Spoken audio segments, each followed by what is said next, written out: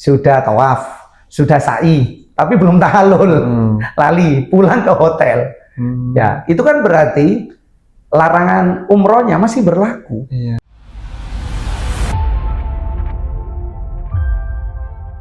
Bismillah, kita melangkah dengan doa dan cinta menuju tanah suci. Let's go. Kemudian kita masuk di program Catur Travel, di mana program Catur ini kan dengan tagline umroh keluarga bahagia, dan pimpinan kami juga ada program yaitu free tajdidun nikah. Free tajdidun nikah. Free tajdidun nikah. Untuk free tajdidun nikah ini Ustadz, apakah boleh melakukan tajdidun nikah ini di Mekah atau di Madinah nih Ustadz? Karena kan jenengan pasti pernah ini menemui selama jadi TL ya Ustadz ya. Dan bagaimana hukumnya menurut fikih tajdidun? Jadi salah satu terobosan ya yang dikemas oleh Catur ini memberikan layanan tajdidun nikah kan gitu. Yang pasti ketika kita tajdidun nikah ya dengan istri kita sendiri ya Mas. Betul. Jangan sampai jangan sampai dengan yang lain. Betul. Kalau umpamanya kita masih single ya kan, kemudian kita sudah khitbah lah, kita sudah lamaran di Indonesia, kita mau nikahnya di sana, ya kan? Ya itu bukan tajdidun nikah namanya ya. Ya Ustaz. Banyak yang tanya begitu Ustaz. Ini berarti gratis nikah ini? Tuh, bukan. Jadi dilurus. Jadi tajdidun nikah itu boleh Mas, boleh. Dan itu tidak membatalkan akad yang awal. Tidak membatalkan akad yang awal.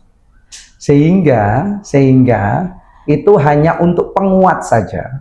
Atau mungkin kita masih mamang nih, nggak khawatirin, namanya orang berkeluarga ya.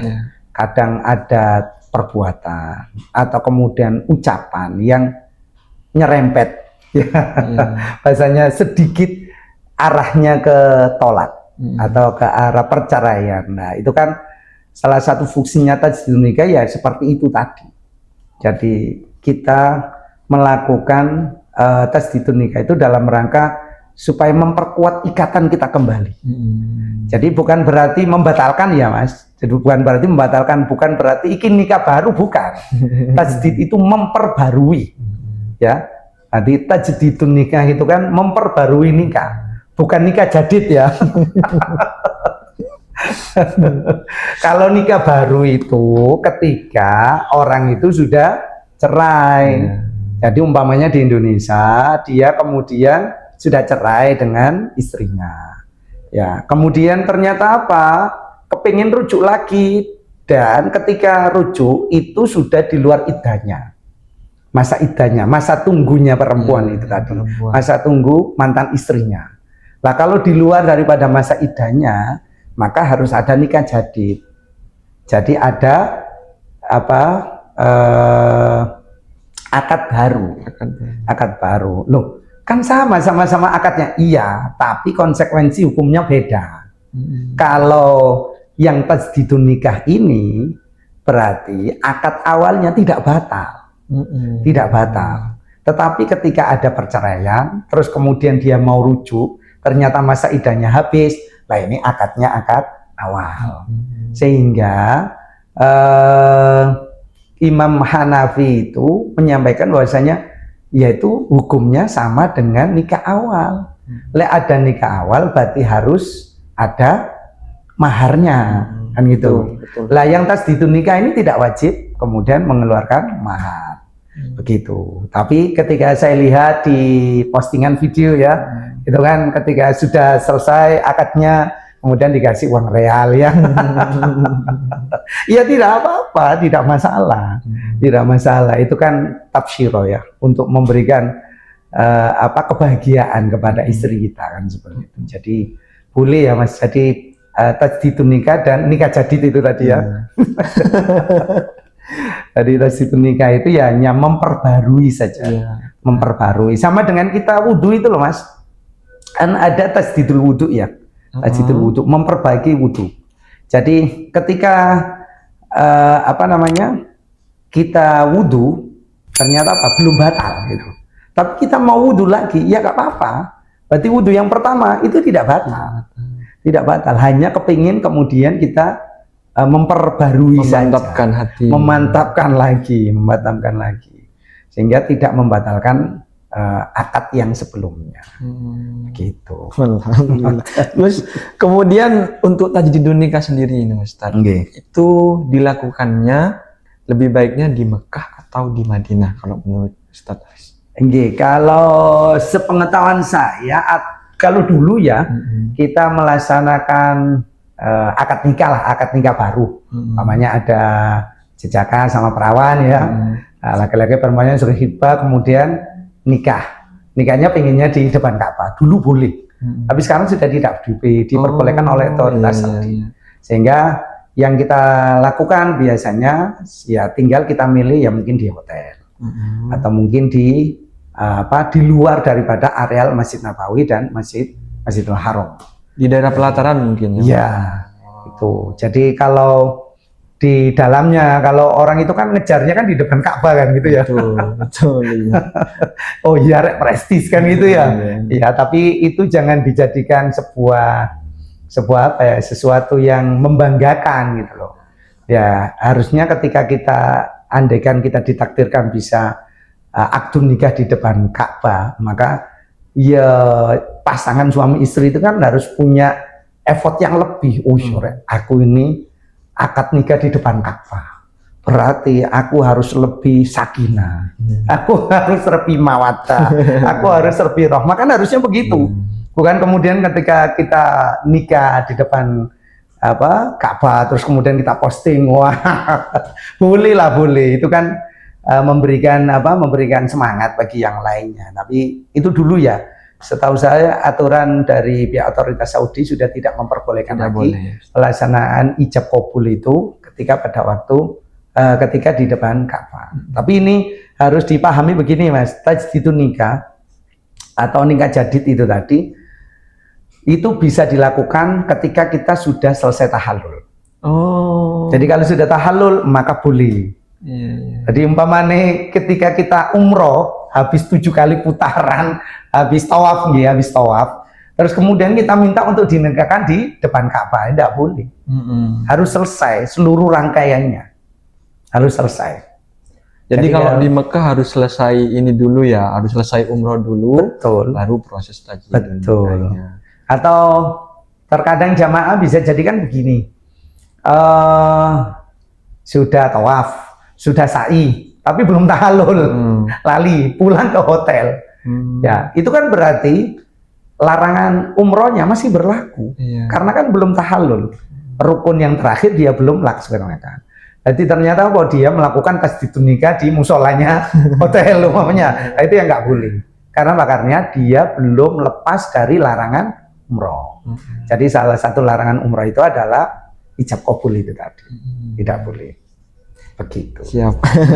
Jadi begitu ya sahabat catur, ketika jenengan berada di Mekah nih ya Ustadz, ketika sudah mikot mau tajdidun nikah jangan langsung buru-buru tajdidun nikah nih. Jadi selesaikan dulu proses ibadah umrohnya, baru setelah itu tajdidun nikah. Betul. Oke. Kita masuk ke ini ya Ustadz, ke pertanyaan selanjutnya. Ustadz kalau mau sambil minum juga nggak apa-apa, boleh. Kita santai saja Ustadz, karena banyak sekali ilmu yang diberikan oleh Ustadz Aris dari Bismillah, sama-sama belajar ini.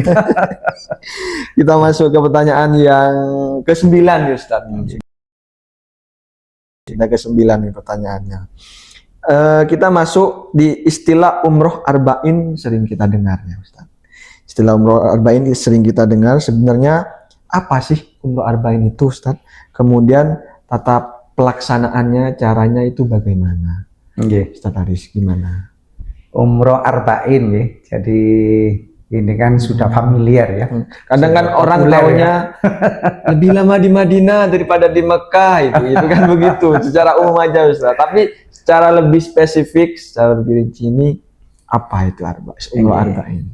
Jadi arba'in itu kan ibadah sholat 5 waktu selama 40 waktu. Jadi kalau satu hari itu kan 5 waktu ya, Betul. Zuhur, asar, maghrib, isya, subuh. Berarti kita butuh waktu 8 hari. Dan itu dilaksanakan di Masjid Nabawi. Oh, di Jadi Madinah. Arba'in itu dilaksanakan di Masjid Nabawi. Ini berdasarkan meskipun hadis ini statusnya doif ya, doif itu lemah. Perawinya banyak yang nggak siko, nggak terpercaya. Statusnya ini doif. Jadi ini di musnadnya Imam Ahmad diriwayatkan dari sahabat Anas bin Malik. Jadi Kanjeng Nabi dawuh, siapa yang menjalankan sholat di masjidku selama menjalankan 40 sholat 5 waktu, 40 sholat itu tadi dengan tanpa terputus, maka dia baro'atun minal adzab. Dia bebas dari api neraka, dia bebas dari dari siksa, dia bebas dari nifaq. Tetapi ini di kalangan para ahli hadis ini doif, Mas. Statusnya doif ini bisa digunakan menurut Imam Nawawi itu boleh digunakan asalkan untuk tarhib atau tarhib. Jadi untuk memberikan semangat, bukan untuk penentuan hukum ya, bukan untuk penentuan hukum. Jadi sholat 8 hari ya, 8 hari Sholat wajib. ya, sholat wajib 40 waktu di Masjid Nabawi itu bukan menjadi sebuah kewajiban. Jadi itu hanya opsional saja. Yang mau menjalankan silakan, yang tidak juga nggak apa-apa. Kalau ada orang yang kemudian berkeinginan menjalankan itu, ya kan, maka bisa menggunakan dasar hadis dari musnadnya Imam Ahmad bin Hambal, dari hadisnya sahabat Anas bin Malik. Bahwasanya memang ada keutamaan itu tadi yang disampaikan oleh Kanjeng Nabi. Jadi 40 sholat di masjidku, nanti dia tanpa terputus, maka dia baro'ah, bebas dari api neraka, bebas dari siksa, bebas dari kemunafikan. Jadi di catur ini kan ada juga ya programnya Arba'in kan gitu ya. Arba'in berarti kalau saya lihat di jadwalnya itu kurang lebih sekitar 9 harian. 9 harian di sana. Jadi yang 8 hari itu digunakan untuk pelaksanaan Arba'in. Yang 1 harinya untuk aktivitas yang lainnya kan seperti itu. Jadi catatannya itu berturut-turut, Mas, nggak boleh putus. Jadi nggak boleh putus, jadi mengikuti sholat jamaah di Masjid Nabawi. Jadi ya kalau kita berpikirnya kan seperti ini, keutamaan di Masjid Nabawi itu kan setara dengan 1000. Jadi andaikan kita sholat duhur ya kan 1 kali itu kan sama dengan 1000 kali sholat di Indonesia. Kan keistimewaannya. Nah kalau di Masjidil Haram itu lebih luar biasa lagi, itu 100.000 kali. Artinya apa? Kita boleh menggunakan hadis itu dalam rangka untuk fadhailul a'mal, untuk untuk memberikan semangat bagi kita untuk berlomba-lomba melakukan sesuatu yang baik.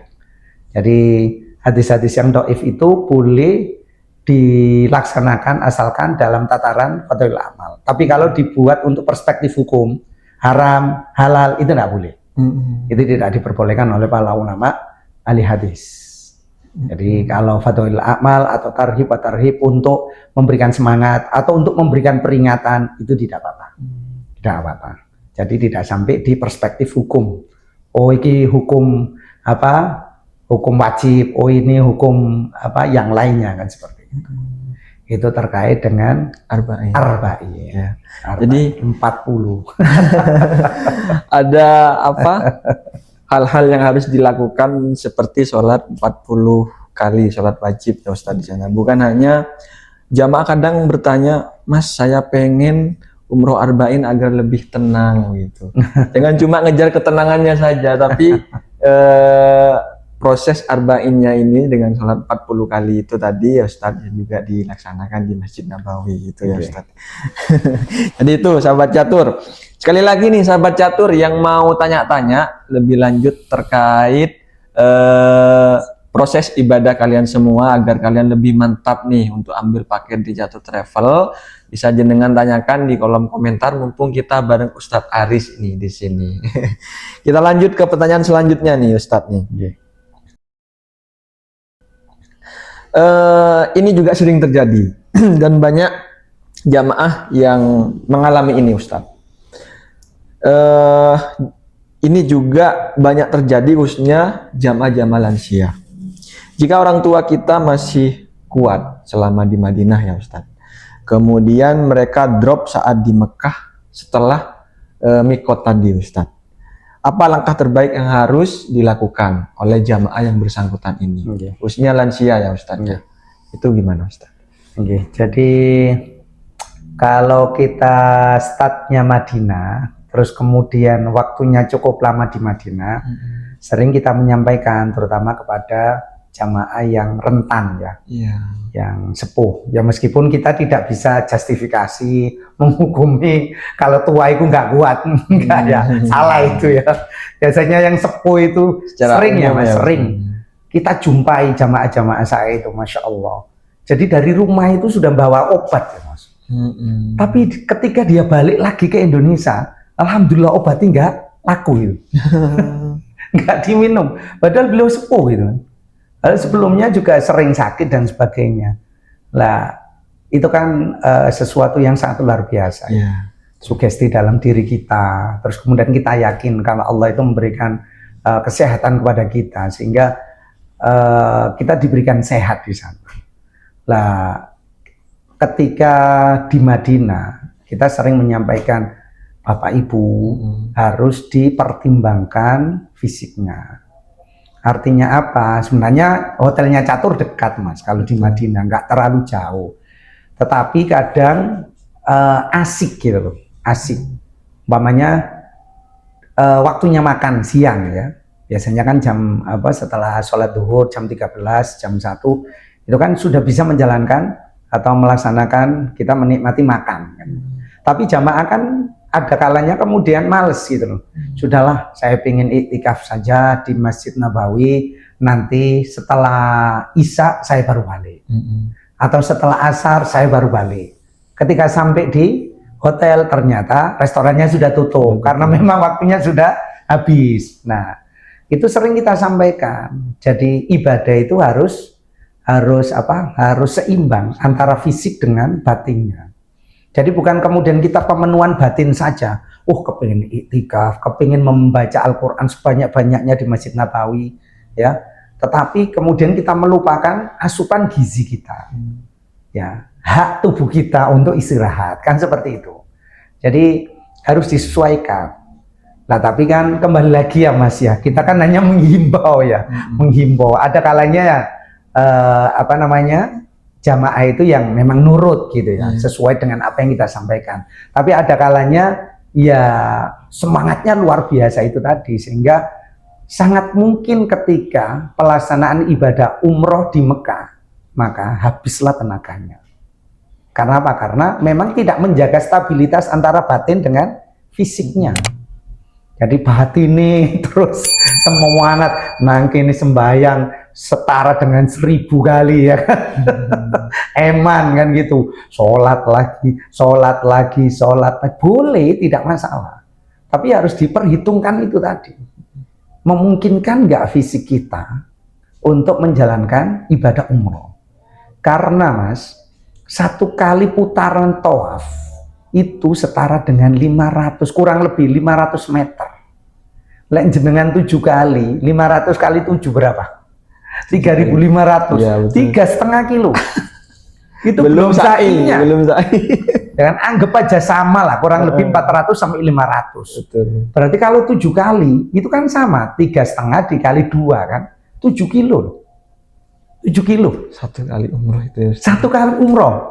Ya, itu belum kemudian kita jalan dari hotel ke Masjidil Haram. Ya meskipun hotelnya Catur itu kan tidak ada yang pakai shuttle bus kan, ya itu kan tetap dekat. Tapi orang kan harus berpikir, oh iya rek, ternyata ibadah umrah itu ibadah fisik, ibadah fisik. Sehingga ketika ada yang benar-benar sakit seperti itu, andaikan dia sudah pakai baju ikhramnya Mas ya, baju ikhram, ternyata apa? tidak memungkinkan untuk menjalankan yang namanya ibadah umroh, umpamanya dia ngedrop, maka yang kita lakukan ya menolong dia supaya dia selamat kan gitu. Tidak kemudian kita memaksakan, wes dianu aja di kursi dorong.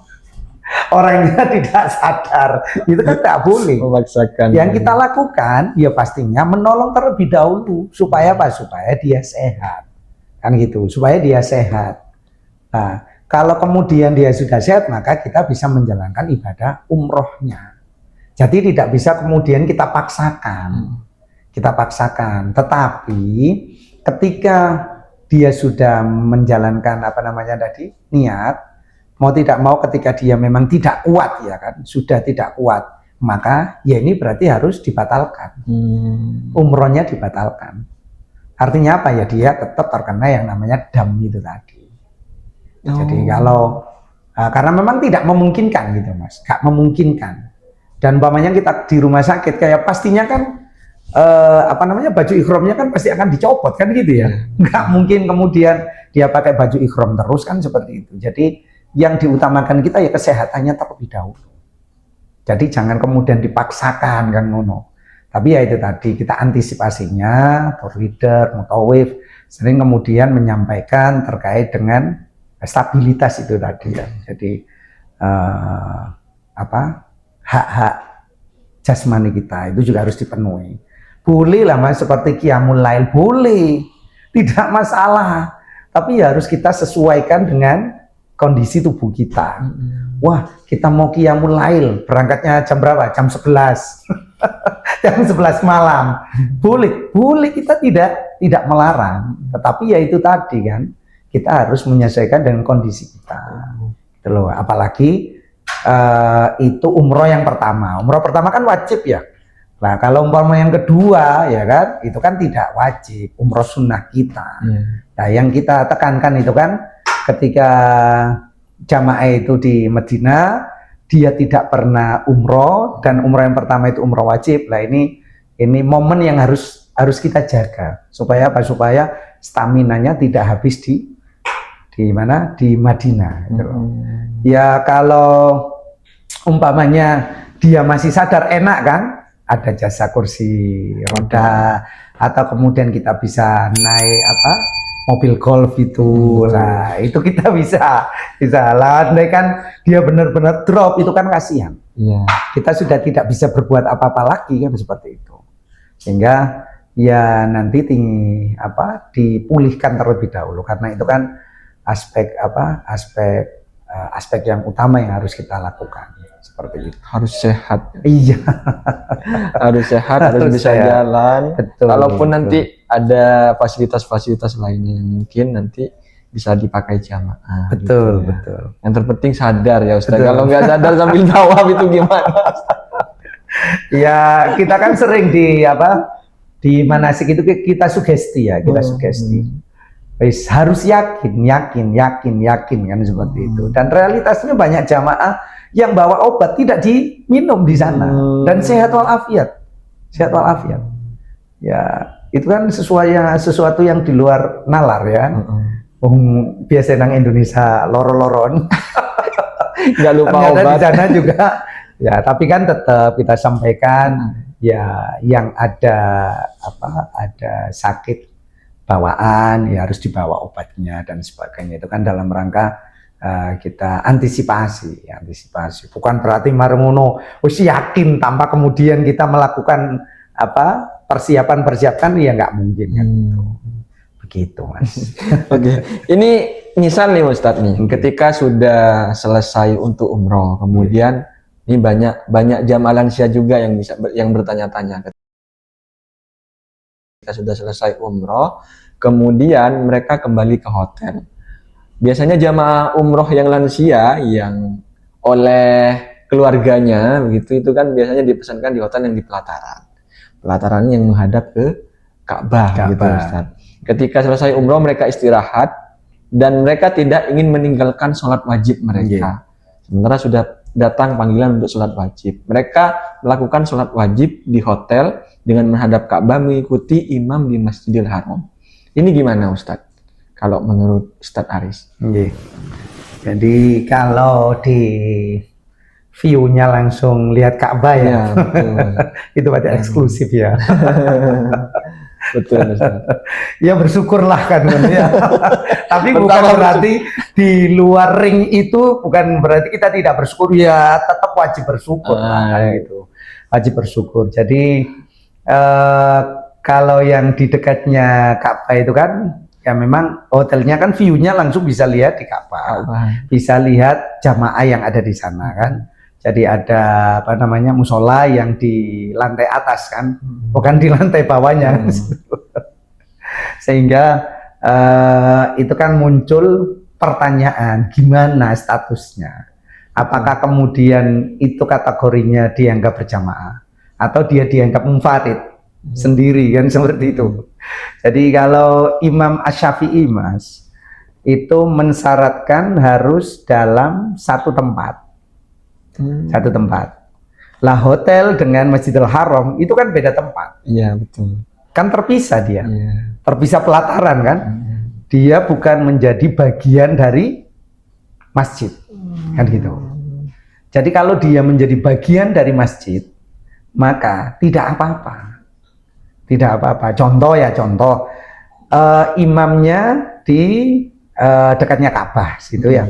Ternyata kita sholatnya itu berada di masjid yang baru, yang ujung itu dekat Hotel Anjum kalau nggak salah ya itu kan yang baru di sana. Nah itu kan dalam satu tempat kan, dalam satu tempat, dan dipersyaratkan oleh Imam Syafi'i itu juga nyambung. Nyambung apa? Kita bisa melihat yang ada di depannya kan seperti itu. Itu menurut Imam Asy-Syafi'i. Jadi kalau kemudian kita sholatnya di musola yang yang lantai atas ya, yang view-nya bisa langsung lihat Ka'bah ya, maka menurut Imam Syafi'i maka itu tidak sah. Artinya pahala jamaahnya nggak dapat, nggak dapat. Tetapi menurut Imam Ahmad bin Hambal dan ini dipakai oleh otoritas Saudi, maka tidak masalah.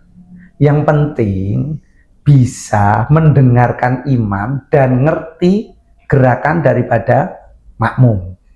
Jadi kalau kita berada di lantai sekian ya Mas, lihat ke bawah itu kan kelihatan ya. Kelihatan banget. Dan kita juga mendengar kan, itu suara soundnya aja sudah berapa kilo itu bisa didengar oleh orang-orang yang berada, jamaah-jamaah yang berada di ringnya Mekah kan seperti itu. Jadi kalau Imam Ahmad bin Hambal, boleh dan itu sah. Jadi umpamanya dia aras-aras untuk turun ya kan, untuk turun maka sah dia melaksanakan ya itu tadi dengan syarat mendengarkan terus kemudian tahu gerakannya kan gitu. Lah andaikan Mas, ini yang sering kita temui itu kan ketika kita itu telat ya kan, telat. Karena apa? Karena Masjidil Haram itu kan tidak seperti masjid di Indonesia kan. Ya kan? Sebelum adzan saja itu sudah penuh gitu. Ya, padat pasti. Kalau masjid Indonesia itu kan nunggu adzan, nunggu qomat baru penuh. Itu pun belum tentu penuh,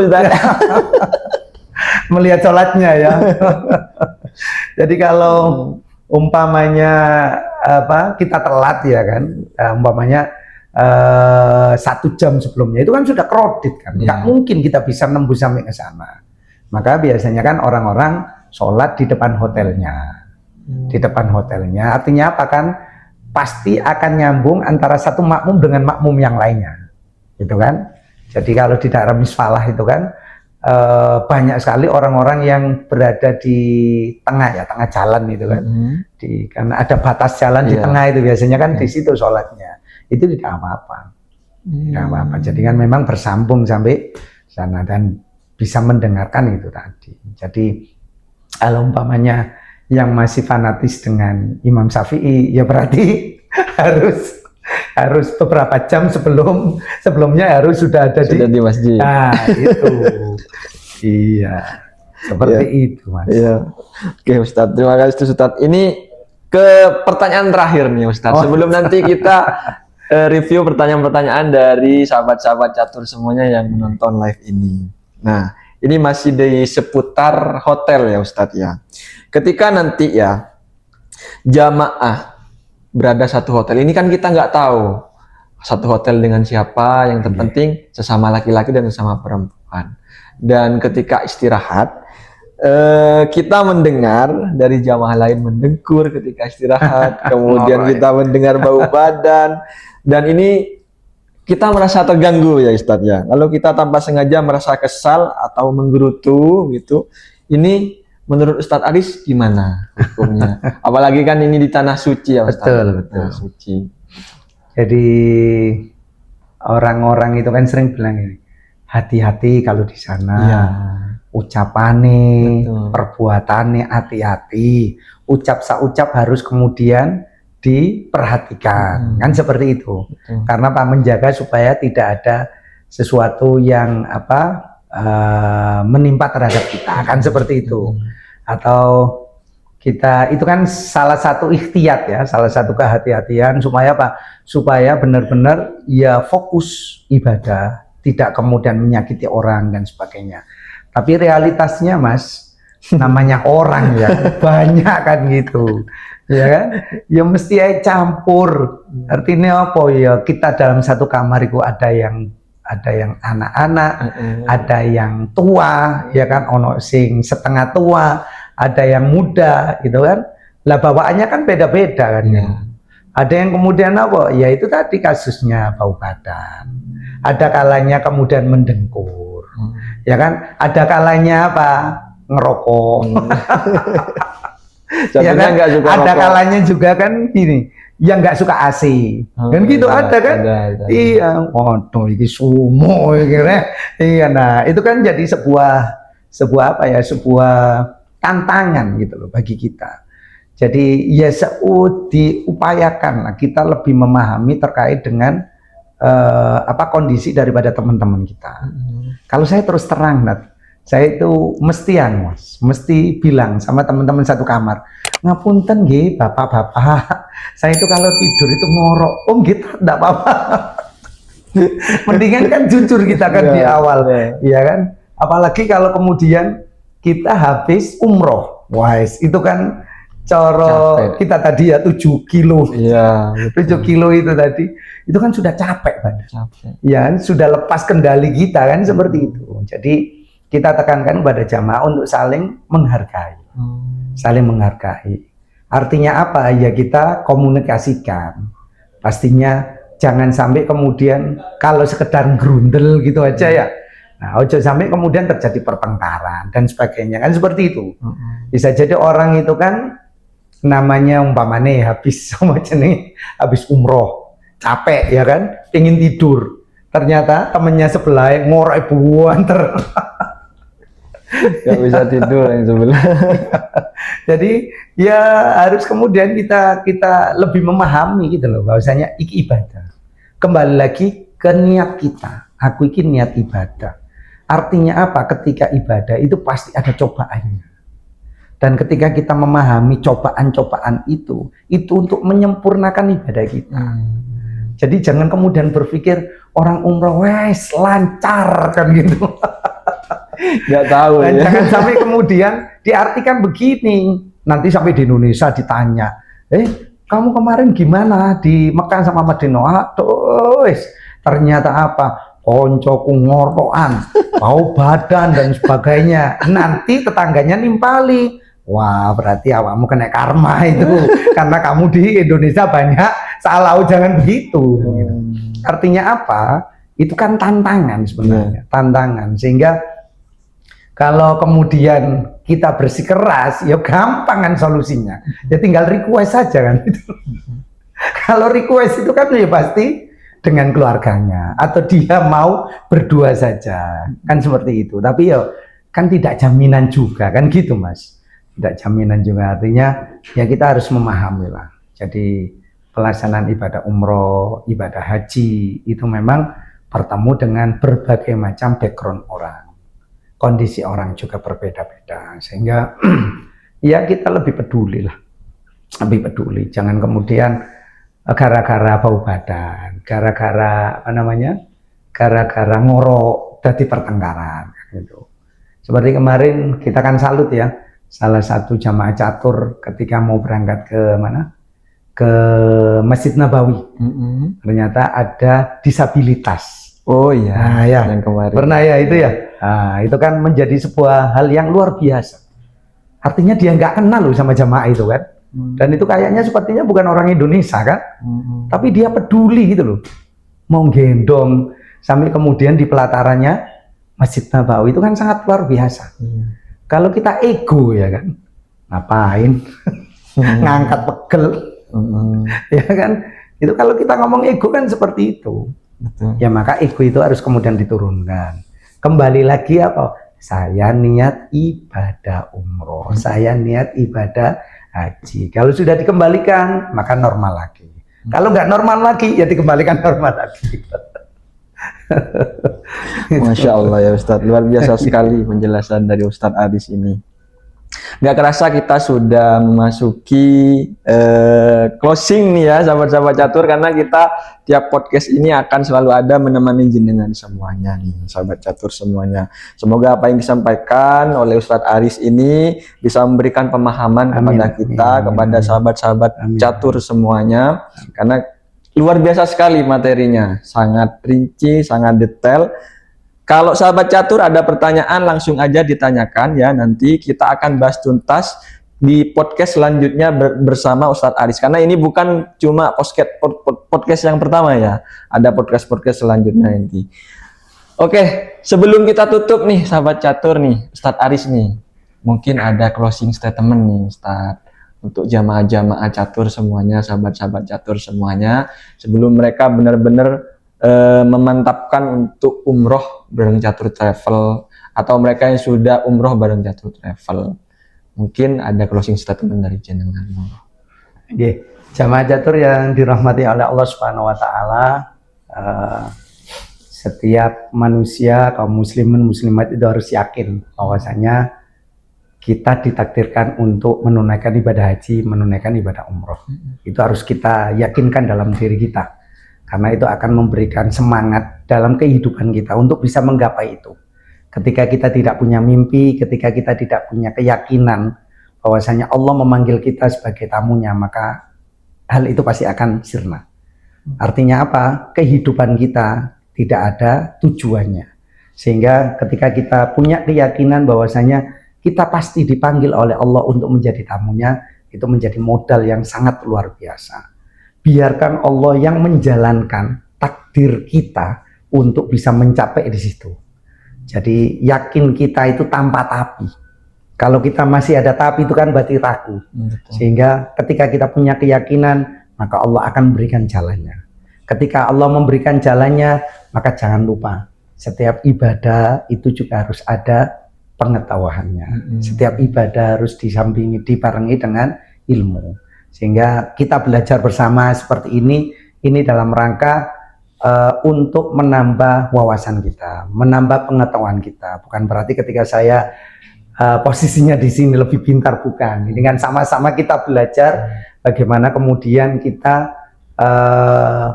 membekali diri kita untuk bisa menjalankan ibadah itu dengan sempurna. Jadi ketika ibadah itu sempurna dengan ilmu, maka itu akan memberikan kenikmatan tersendiri bagi kita. Sekali lagi, jamaah catur, yakinlah kalau kita bisa untuk menunaikan ibadah haji, ibadah umroh. Pastinya lewat Catur Travel. Terima kasih Ustadz Aris atas Sama-sama. semua ilmunya yang disampaikan Sama-sama. dari tadi ya. Jadi begitu ya sahabat catur, ibadah itu butuh ilmu ya Ustadz Aris. Ibadah itu butuh ilmu, bukan hanya niat. Jadi di Catur Travel ini sahabat-sahabat semuanya akan dilakukan pendampingan dari mulai memilih paket sampai nanti kepulangan ke Indonesia lagi. Nanti akan didampingi selama di Indonesia maupun di sana nanti ada tulida dan mutawif ya. Ya, kurang lebih begitu ya sahabat catur untuk podcast hari ini. Kita sampai bertemu lagi di podcast catur selanjutnya. Kurang lebih jika ada kesalahan dari tutur kata dari saya Zainul Rozikin di sini, saya mohon maaf yang sebesar-besarnya. Wallahul muwaffiq ila aqwamit thoriq. Wassalamualaikum warahmatullahi wabarakatuh. Waalaikumsalam warahmatullahi wabarakatuh.